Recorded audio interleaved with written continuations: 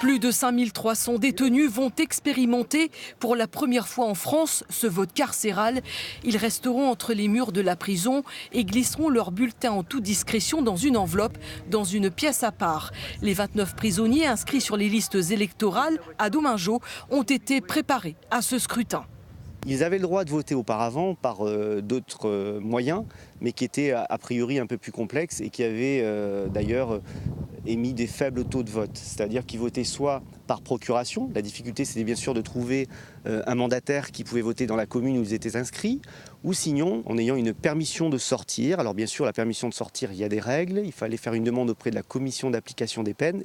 Le vote pour ces européennes pourrait se faire entre le 18 et le 21 mai prochain pour ces détenus qui n'ont pas perdu leurs droits civiques.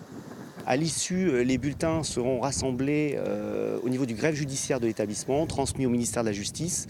Et une commission électorale exceptionnelle se tiendra donc le jour du 26 mai au ministère de la Justice pour dépouiller et divulguer les résultats de ces élections.